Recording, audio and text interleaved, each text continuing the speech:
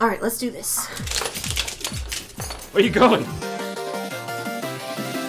Alright, so by the title, you are probably already confused. Like, wait, you're anti-Mormon? What the heck kind of a problem do you have with Mormons? Grilled Mormons? And the answer to that is, I don't have a problem with Mormon people. No, if anything, Mormon people are the victims of this situation. No, I have a problem with the church itself. For those who are unaware, I grew up in a lovely little cult that they like to call the Church of Jesus Christ of Latter-day Saints, otherwise known as the Mormon Church. I didn't realize until after the fact just how immensely traumatizing it was. Like, looking back when I first left the church, I was like, well, I guess it wasn't so bad. It's not really a cult, but it definitely was. It most definitely was. Basically... Alright, I'm trying to remember the timeline in my head because, well, first of all, maybe I'll just pull this up that I have on my computer from the New York Times. This is from 2017, so this is most definitely out of date by now. But I heard of this when it first happened. Let's see, I left the church when I was 16, almost 17, which means I left the church in 2015. So, I believe that was the year, actually, when gay marriage was legalized across all 50 states, and that is actually important to the story. So, there's this article that was written. A 12-year-old came out to her Mormon church, then her mic was cut off. They used the wrong mic. It's MIC, her microphone was cut off. So basically, there's this girl named Savannah, and she got up in front of her Mormon congregation, which, if you can see from this picture, the background that haunts me in my nightmares. I saw this every Sunday for 16 years, my dudes. Not every Sunday. Some days I was sick, but, you know. For the most part, every Sunday I saw these walls and those, like, chandeliers and stuff. But this is from an old YouTube video that I think has been taken down by now, where Savannah is saying, I want to love myself and not feel ashamed for being me. Basically, if you don't know who Savannah is, she's a 12-year-old Mormon girl who figured out basically that she was a lesbian. And she didn't want to hide that from people. She wanted to, let's see, I think they phrase it in this article, actually. Okay, yeah. Savannah first told her parents she was gay shortly after she turned 12, said her mother, Heather Kester, who asked this Savannah's, okay, yeah. Savannah's probably like 14 or 15 or something by now. I'm not going to do the math on that, but something like that. At testimony meetings, which are often held by Mormon churches on the first Sunday of every month, worshipers are encouraged to give verbal expression of what he or she knows to be true concerning the divinity of Jesus Christ, the blah blah blah, whatever. If you don't know, that's actually a cult tactic. Making people say things they don't fully believe makes them believe it more. So it's one way that they prevent you from leaving. Let's see. Oh yeah. Savannah's mom said that her daughter had been asking for months to identify herself as a lesbian at one of these gatherings. Eventually, we decided to let her do it because we didn't want to keep her voice from her, and if we taught her now that she wasn't allowed to speak, then she might keep that with her for the rest of her life. It's funny how she says that, because what happened basically at this meeting, this congregation, was that as soon as the words left Savannah's mouth, she said, God made me gay, and I'm not ashamed of that. As soon as those words left her mouth, her mic was shut off and the bishop asked her to sit down. I want to love myself and not feel ashamed for being me. I ask you to... They literally silenced her. They didn't allow her to speak because she said she was gay. And for those idiots out there, by the way, you can absolutely know that you're gay by the age of 12. Not everybody does, but it is possible. It happens. So, I really think it's super condescending to tell a kid who thinks that they're gay or is questioning their gender, being like, no, of course you don't know that. You're too young. Because it's like, if a kid is straight or cis, we trust them when they say that they're straight or cis. I knew from a young age that I was aro-ace, and I certainly questioned that, but everyone was like, oh, you're just a late bloomer. You'll have crushes eventually, or whatever, but I was basically like, nah, bro, I don't get it.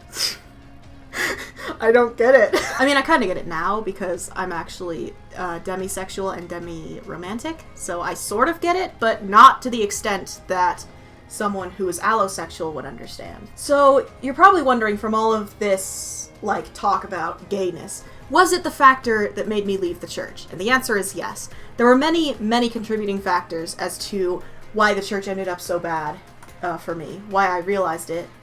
And as you can see from this little, if you don't know what this is, there's this guy called Stephen Hassan, and he does, like, he studies cults, basically. He created this thing called the BITE model, which stands for behavior control, information control, thought control, and emotional control, which is the ways in which cult members prevent their members from leaving.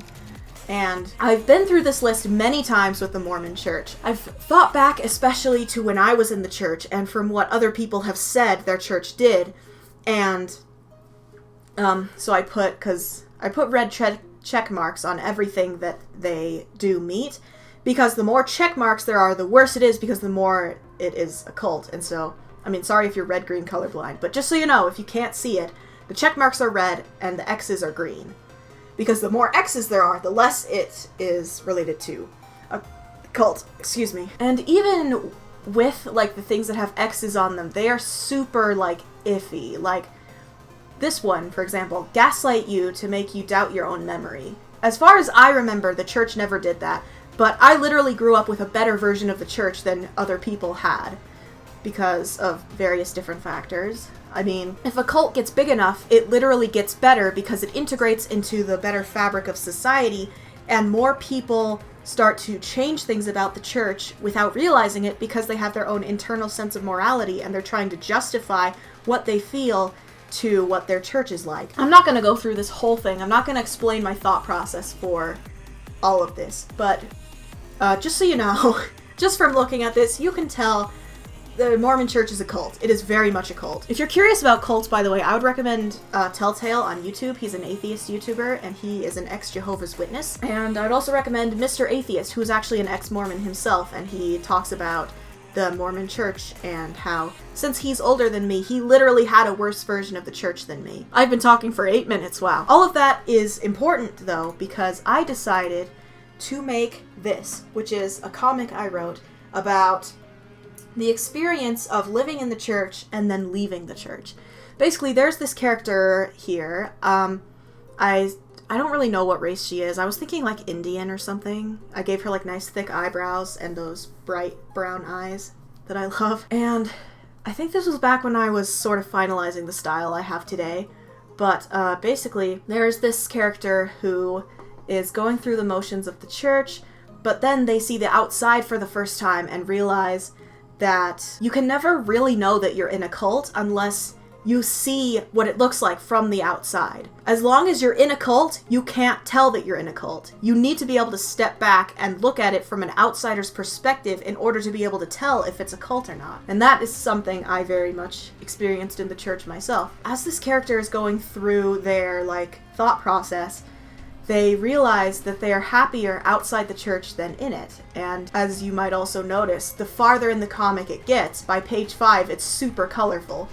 Because I wanted to emphasize that being in the church is very like a black and white sort of feeling, you know, like the feeling of depression. Whereas being outside the church and being proud of who you are and not being ashamed of anything you can't control, it feels more colorful. I don't know if that makes any sense at all. But I wanted to try using, like, I didn't even do this on purpose, but I wanted to use color to emphasize that feeling of being outside the church for the first time and realizing how suffocated you felt when you were in it. Because I was born in the church. I knew nothing else before I left. So, if you're unaware, let me just walk you through this real quick. This first panel is important because it's a baby blessing. Basically, as soon as you're born, when you're like a week old or something, a bunch of priesthood members will hold you in a circle and they'll give you a blessing. I don't remember my own blessing, obviously, because I was a baby, but I do remember when my sister had her blessing, and she wore this really long dress that was like 3 times as long as she was, so I wanted to give her the nice long dress, and even though she's really small, she's just a little baby. She's probably asleep in this picture, honestly. I don't think she even knows what's going on. Or, they, technically. This is a character who was assigned female at birth, but later comes to find out that they're non-binary, so in case you were wondering. And then this next panel is when they're getting baptized, which happens at the age of 8. Fun fact about that, actually, I wasn't baptized until I was 9. Because of my autism, I have problems with water touching my face, so obviously getting baptized was really hard for me because in the Mormon church, you need to be fully submerged underwater in order for it to count as a baptism. And I didn't. My feet flew up, and my dad just kept pushing me further under the water, and it really scared me. And so I lived for a whole year feeling like God couldn't forgive me for any of the mistakes I made because I was of the age of accountability, but I hadn't been baptized yet. And I cannot tell you how bad that feels. Like, feeling like your Father in heaven can't forgive you because you couldn't go through with something that was traumatizing to you. And, of course, that's not really in this comic, but that is just something I thought was worth mentioning. This next panel, the Proclamation. If you don't know, the Proclamation to the World was, I think it was written by Gordon B. Hinckley back when he was still alive in like 1995 or something. And he outlined the importance that a family only counts as a family if it's between one man and one woman. And I'm pretty sure he did this because at the time, Hawaii was pushing to get gay marriage legalized. And they were like, oh, crap, we need to, like, jump on this while it's fresh, like, before it becomes headline news. And so, like, it looked like they were doing it really early because the first place to legalize gay marriage, I believe, was Britain, or it was somewhere in the UK, and it happened in 2001. So that was very much after 1995 when the Proclamation was written. And I made sure it was all in black and white, so it looked super dreary. And I put this dark background in, like, back here to emphasize how they're feeling about the whole thing. And it just feels really gray and whatever.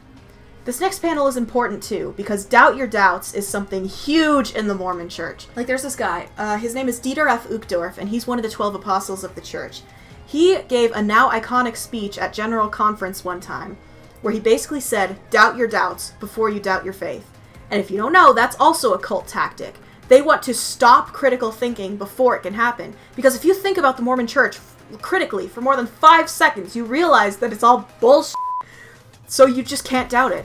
You can't ever doubt it, or else you're going to leave, and they don't want to lose their members. The other two are pretty, like, you are divinely inspired. This is what people say if you're, like, transgender or something. They say, well, like, what? You think that God messed up when he was making you? No, God doesn't make mistakes, obviously, and that's also what this one is saying. It's like one of those things that I heard all the time growing up, and I didn't even realize how unacceptable it was to say something like that. To try and act like other people know who you are better than you do because God made you or something. Like, we don't even know if for sure if God exists, you guys. We have no proof of his existence. Why are you taking his word over the person who definitely exists, you know? These next few panels, I really wanted to emphasize, like, all the black darkness is around the church, but it gets lighter and lighter as it reaches the color of, like, the civil rights movement and of like Pride and Stonewall and stuff.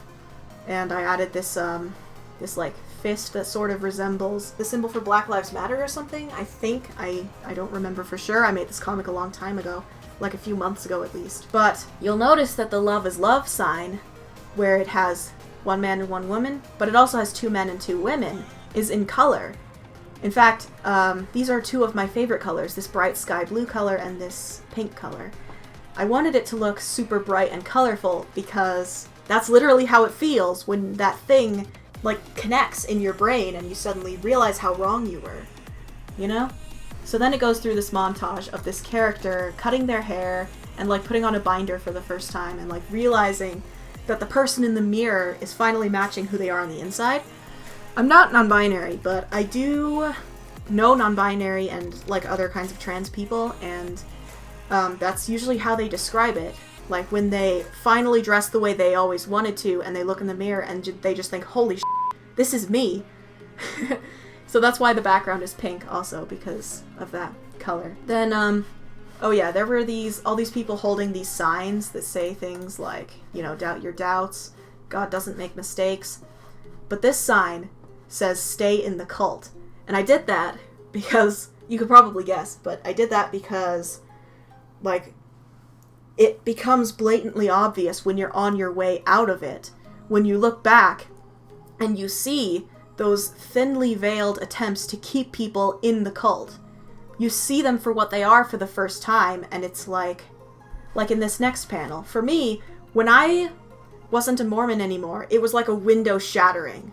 Like, it literally felt like in my soul, like a baseball going through a window and breaking it all into a million pieces. I remember, actually, the day when I was questioning the church and I finally allowed myself to think about gay marriage, because, like, I'd been thinking about it for a long time, but it didn't make sense to me. Like, I asked people, like, why is being gay wrong? Like, is it wrong, and why? And they always gave me inadequate answers, but I just pushed it to the back of my head because I was afraid of questioning the church. But then, one day, when I actually allowed myself to really question it for the first time, all the way back when I was, like, 2 months from turning 17, I said to myself, okay, if the church is true, it'll hold up to scrutiny, right?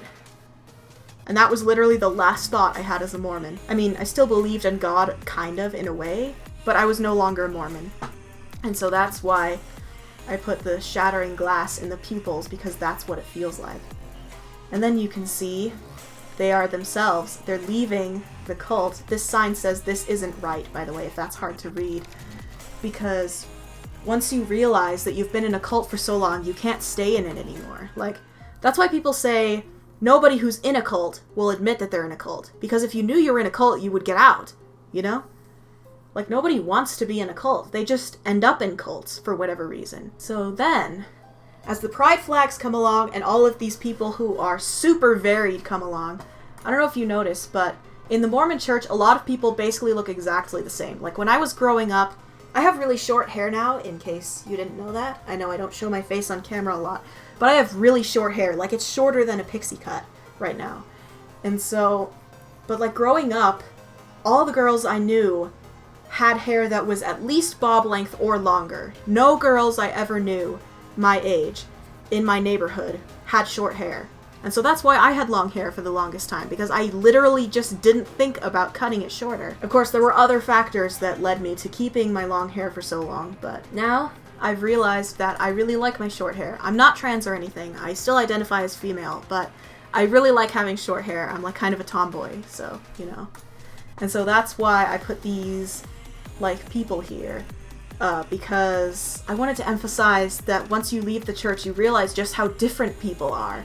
But they're not different in a bad way. They're different in a way that's, like, striking. Like, you see people and you remember them because of how different they look. That's why, like, in this panel, for example, I have, like there's this Arab girl in a headscarf, and then there's, like, you know, like, you just see a lot more color in these pictures, and you see more variance between people. And so this last page is super colorful, because this is when you finally made it out, and you've realized that you are so much happier now than you've ever been, because the church was, like, so suffocating. Now, the last thing I want to mention, I've been talking for 20 minutes. I didn't think I'd be able to actually do this. Chances are this video isn't even going to come out until Friday, but I'm going to keep going anyway. I don't have much more to say. This is basically, I've said all of it that I've really wanted to say, but, basically, in these speech bubbles, this is where, obviously, dialogue would go if this was a normal comic. If you didn't know, also, I'm a comic artist. I love making comics. It's like my biggest passion. You might actually recognize this if you're a Mormon yourself, or if you're an ex-Mormon, because these are the lyrics to a song called Glorious by Stephanie Maybe. And it was like a song that was written for Meet the Mormons, I believe, and it was also sung by David Archuleta, who is probably the most famous Mormon on earth. So obviously I can't play the song for you, but I can give you a rendition, if you'll forgive my singing voice without background music. If you want to read this whole comic, by the way, I'll leave links in the description, but for now, if you want to hear me read it instead, that's what I'm about to do. There are times when you might feel aimless, you can't see the places where you belong, but you will find that there is a purpose. It's been there within you all along, and when you're near it, you can almost hear it, and you will know how to let it ring out as you discover who you are.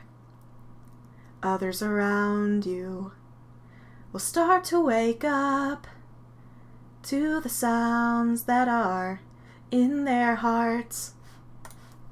It's so amazing what we're all creating. It's like a symphony. Just keep listening, and pretty soon you'll start to figure out your part. Everyone plays a piece, and there are melodies in each one of us. Oh, it's glorious. Alright, so I hope my singing was adequate, but basically, what I find interesting about this song is that it's a song about people joining the church.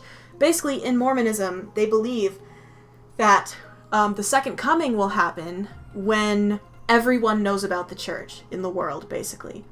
And they will have the chance to either join the church or reject its teachings. Obviously, I feel like plenty of people know the Mormon church, and the second coming, it just isn't going to happen. But that's my opinion. But the thing is, the lyrics could just as easily be about leaving the church. Because, especially the part where it says, as you discover who you are, the Mormon church doesn't actually let you discover who you are because it's so restrictive. It has, like, super strict gender roles. It pressures you to wear dresses to church when I hate wearing dresses, and I've pretty much always hated wearing dresses, but I was forced to wear them to church, and I absolutely hated it. And it's kind of frustrating to hear a Mormon song say that, knowing that you won't actually get the chance to learn who you are because of how restrictive it is. My mom actually was telling me about the song when she left the church herself, and she was saying that this song comforted her when she was leaving the church. Especially, I remember she mentioned this lyric, others around you will start to wake up. Like, how is that not, like, realizing the church is wrong, you know? Basically, I guess what I want to say is I worked really hard on this comic, and I was thinking of my mom the whole time I was making it, and writing it, and, like, doing all the things for it, and, like, making all of these varied characters. Oh yeah, fun fact, by the way, this guy, who is baptizing the main character in this second panel, is actually supposed to be the same guy as this guy right here. So the reason he's so pale and he, like, doesn't have hair or anything is because I wanted to make him look like he was going through chemotherapy, like he had cancer. And in this panel, after he leaves the church, he has his hair growing back. So I wanted to give him a happy ending if I was gonna give him cancer in the first page, you know. I also tried to include as many pride flags as I could think of that were actual pride flags. So we've got the normal one that has the rainbow, but then it also has the black and the brown stripes. I've got the ace flag, the demi flag, and the aromantic flag, and then we've got the bisexual flag, the transgender flag, the demi-romantic flag, the lesbian flag, the pansexual flag, the non-binary flag, and the intersex flag. I know I missed some. I couldn't possibly put all legitimate pride flags in this comic. It's only 5 pages long. But I tried to include as many as I could think of. So, at least as many legitimate ones as I can think of, because some pride flags are just nonsense, that they don't actually mean anything, and so I wanted to make sure I found legitimate pride flags. So yeah, I made this video as an excuse to talk about this comic because it means a lot to me, but it hasn't gotten much attention where I posted it. I might actually redo some parts of it and, like, repost it again with my updated watermark, just so that, I don't know, more people have a chance to see it in its full glory, because with pictures, like with drawings I make today, I make the black lines super black, but these look pretty gray. I don't know if you can see that through OBS, but they look pretty gray to me anyway, so I might fix that later. Alright, so that's basically all I wanted to say about this comic, and about the song that it was based on, and about leaving the church. I guess the last thing I want to say that is super important, okay, if you learn anything from me, let it be this. Question everything. Even if it's something you're sure to be true. Just question it every once in a while, just to make sure you've got it right.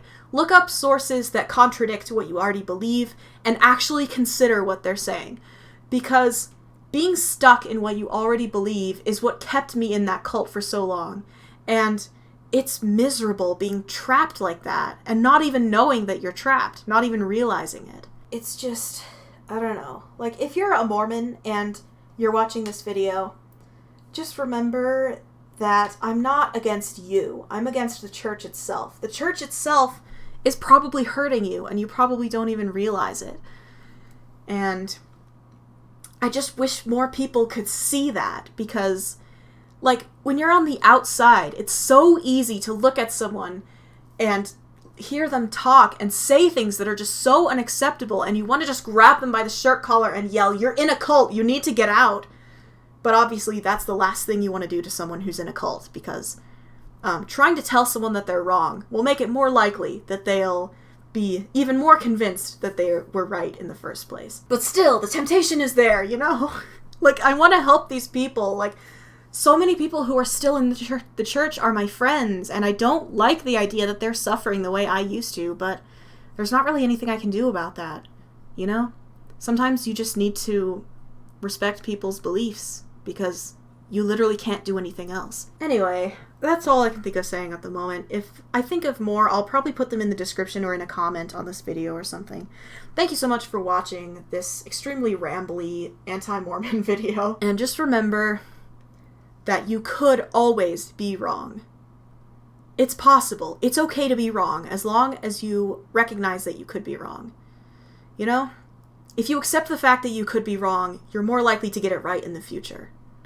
So just remember that. I just keep that in mind after this video ends. So yeah, whatever. Alright, thank you guys so much for watching. I'll see you in the next one. Bye!